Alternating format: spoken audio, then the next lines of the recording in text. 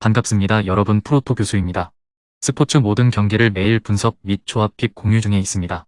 영상에 공개되지 않는 정보들도 정보방에 입장하시면 확인하실 수 있으니 참여를 희망하시는 분들은 영상 하단 고정 링크를 통해서 아무 조건 없이 자유롭게 참여가 가능하니 많은 참여 부탁드리겠습니다.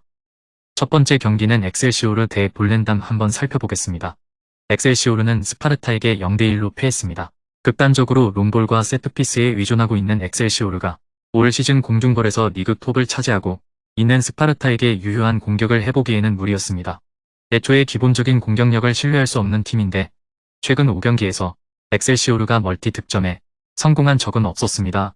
오픈플레이에서의 정교함보다는 공이 정지한 상황이나 측면을 이용한 공격에 강해 공중볼에 강한 팀들을 상대로는 꽤 고전할 수밖에 없는 구조죠.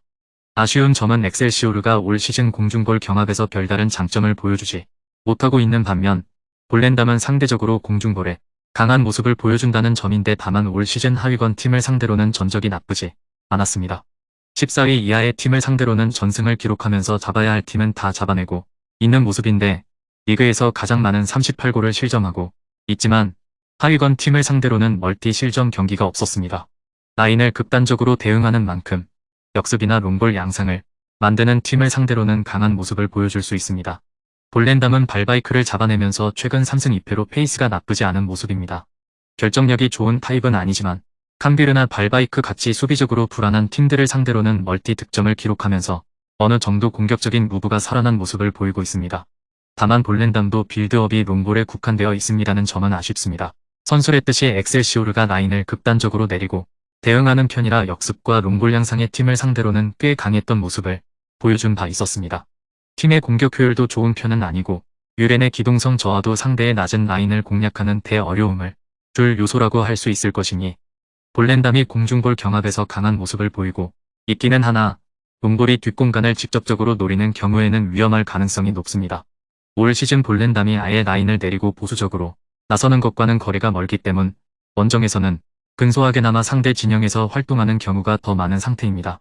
엑셀시오르가 공격수를 타겟으로 삼는 것이 아니라 뒷공간을 다이렉트하게 노린다면 박스 안에서의 슈팅 억제에 미흡한 모습을 보여주는 볼렌담의 특성과 어울려 꽤 많은 실점이 나올 수도 있습니다. 엑셀시오르가 승리를 거둘 수 있을 것으로 보입니다.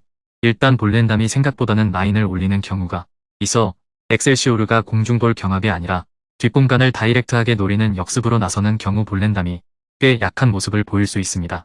볼렌담이 올 시즌 하위권 팀을 상대로는 전승을 기록하는 모습을 보여준 적도 있고 라인을 극단적으로 내리면서 역습과 롱볼 성향의 팀에게 상당히 강했습니다.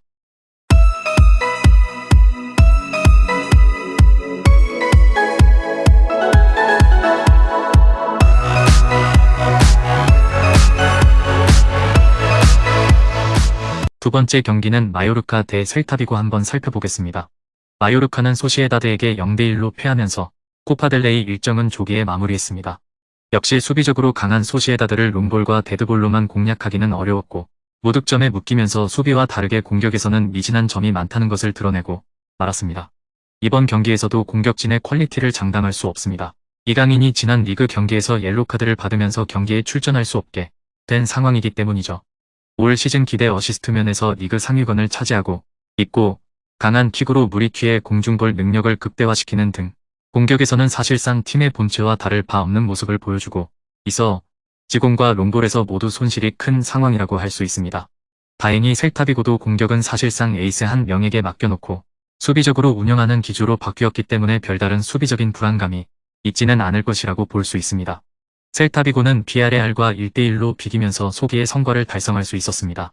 하프라인에서 수비 라인을 쌓아놓고 상대의 빌드업을 제대로 막아놓는 방식이 효과를 보았습니다. 실제로 비아레알이 지난 경기에서 기록한 슈팅은 3개에 불과했습니다. 비아레알과의 경기에서 알 수 있듯이 감독이 바뀐 이후에 수비적인 안정감은 상당히 생긴 상태죠.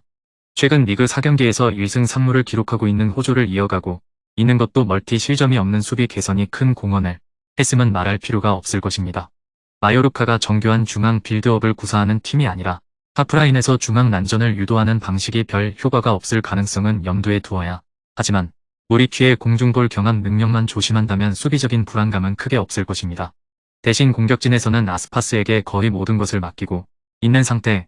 지난 경기에서 라르센이 교체로 나와 득점을 기록하기는 했지만 이것이 올 시즌 기록한 첫 번째 골이었을 정도로 활약이 실망스러운 상황입니다. 중원 라인이 하프라인 부근에서만 움직이기 때문에 미드필더진의 지원이 적을 확률이 높은데 노장인 아스파스가 상대의 견고한 500을 쉽게 공략하기 어려운 상황임에는 분명합니다. 마요르카도 이강인의 이탈로 인해 데드볼 상황에서의 정확성이 크게 떨어졌고 셀타비고는 공격력을 거의 포기하고 수비라인 구축에 힘쓰고 있는 중입니다. 고배당을 노린다면 무승부를 염두에 둬도 좋기는 하나 확률을 높이려면 스코어 접근이 가장 합리적일 것입니다.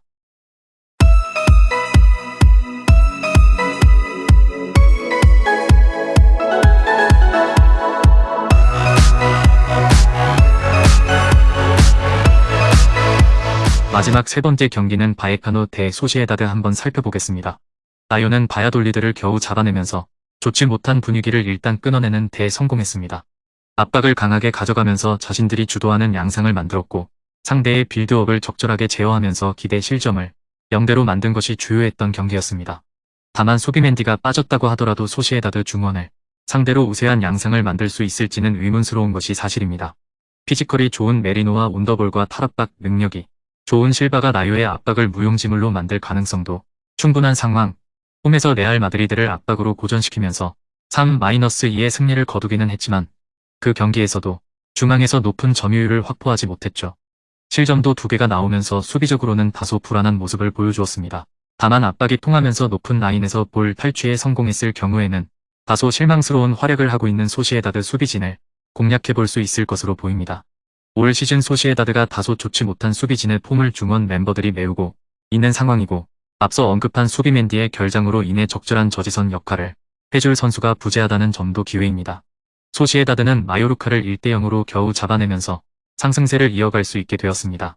상대의 500에 다소 고전하기는 했지만 5분 만에 나바로가 골을 넣으면서 안정적으로 경기를 풀어나갈 수 있게 된 것이 승리의 요인이었죠. 일단 중원 싸움에서는 우위를 점할 가능성이 높은 상황. 오야르사발이 복귀하면서 중앙 뎁스는 전반기보다 더 나아졌고 지난 경기에서 휴식을 취했던 실바도 많은 나이에도 불구하고 클래스를 입증하고 있습니다. 수비맨디의 결장이 아쉽기는 하지만 메리노를 후방에 배치하고 양 메짤라를 실바, 오야르사발로 구성하는 방식도 고려해볼 수 있을 듯합니다. 결국 상대의 전방 압박에 대응할 수 있는 볼란치 역할을 할 메리노가 가장 중요한 선수가 될 것으로 보이는데 올 시즌 중원의 핵심이라고 할 만한 선수를 꼽으라면 대부분 메리노가 꼽히는 만큼 큰 문제는 되지 않을 것으로 보입니다. 감독도 지난 경기 46분 만에 메리노를 빼주면서 체력 관리를 해주는 모습, 탈압박과 볼키핑이 좋은 타입이고 피지컬적으로도 훌륭한 선수이기 때문에 수비맨디의 역할을 대체하기에는 무리가 없습니다. 소시에다드의 우세를 예상합니다. 중원의 뎁스가 오야르사발의 복귀로 인해 더 두터워졌고 수비맨디의 결장도 메리노를 후방에 배치하면서 상쇄할 수 있습니다. 다만 라요 역시 강한 전방 압박으로 상대 빌드업을 봉쇄하는 데 능하고 턴오버를 만들면서 빠른 역습을 구사하는 데 능해 소시에다드의 훌륭한 실점 억제 능력에도 불구하고 실점 가능성이 없지는 않습니다. 난타전 양상도 염두할 매치입니다. 금일 경기들은 이렇게 알아보았습니다. 좀 더 다양하고 많은 정보를 원하시는 분들은 영상 하단 댓글에 링크 클릭 후 문의하시면 아무런 조건 없이 정보방 입장 가능하니 입장하셔서 정보 받아보시길 바라겠습니다.